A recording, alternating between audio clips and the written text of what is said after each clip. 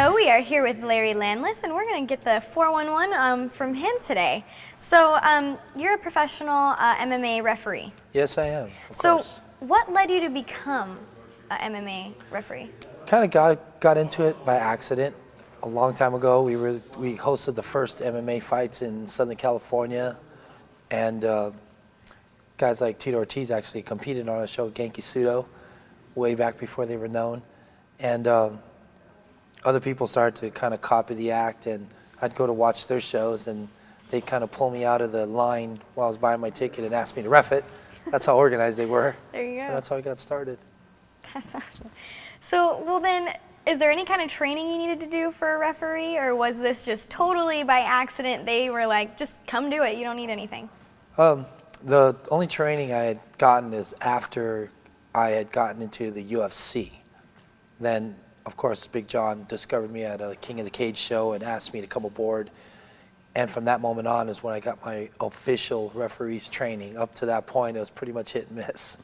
Rules changed all the time from show to show, and it was pretty crazy, but it worked out for the best. Now we have twice a year we have training for professionals and twice a year for the amateurs.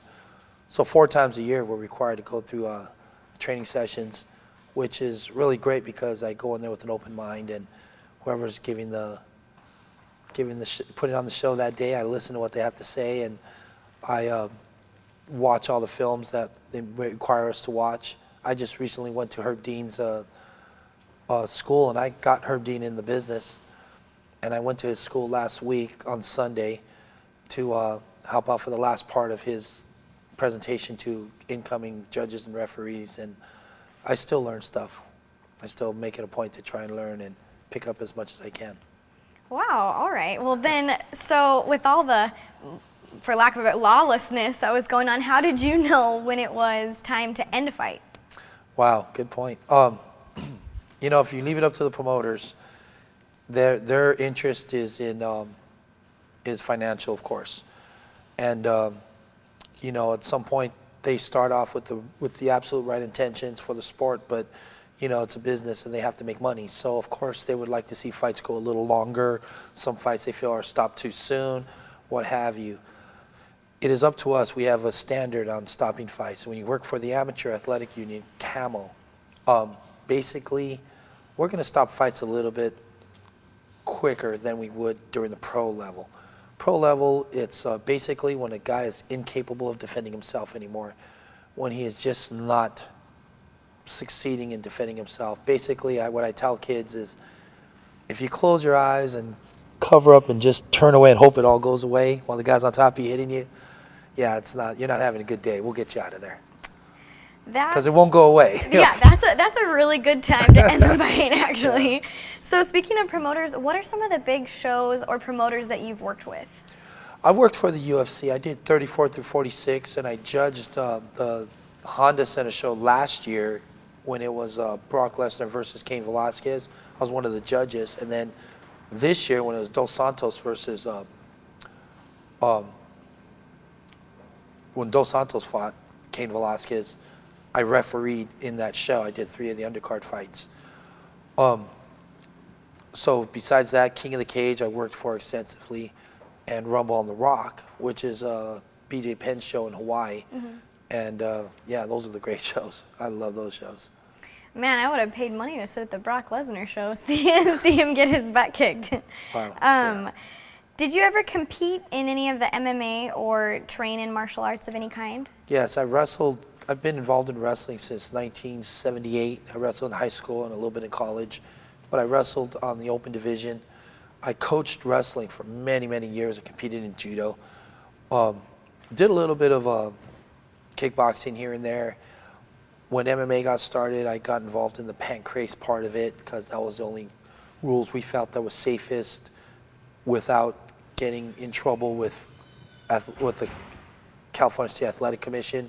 We were putting on our underground shows way back in the day, where the statute of limitations are now passed, so we could talk about that.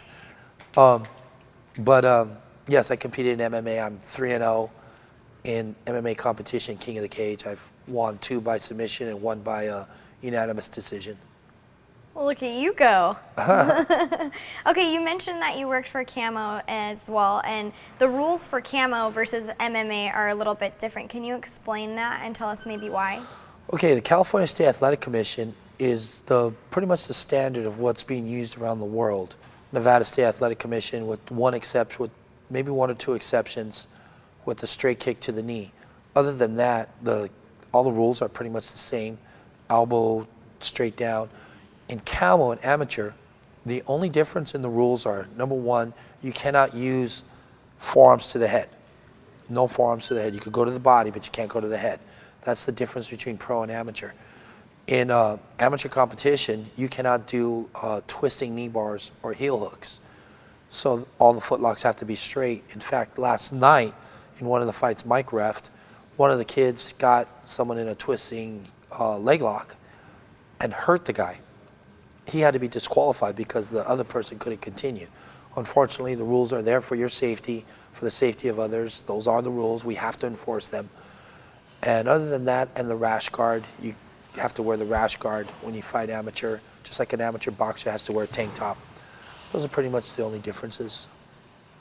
All right, and I mean, it's all there for the safety, and since MMA is such a growing and dynamic sport, you know, the rules change kind of with it. So, I mean, it's all there for the safety. Yeah, I'm sure there'll be rule changes coming along. We got it just a few months ago. We got a text from Mr. Dodd in the California State Athletic Commission about straight kicks to the front knee.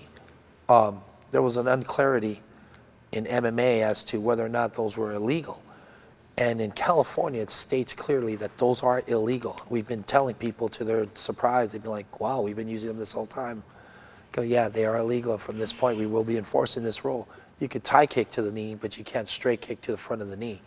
But in Nevada and other states, you can. So I'm sure there'll be some people look into that and either change it, or either everyone will come aboard with California, or California will change and keep it in par with everybody else. But right now, those are the rules. Makes me feel like I don't want to take my niece to Nevada anytime soon, which is sad because I'm from Vegas, so that's unfortunate. Well, Larry, thank you so much for your time, and I appreciate you taking the time to interview with us. My pleasure. Thank you so much. It's been enlightening. Thank you. It's been great. Stay tuned.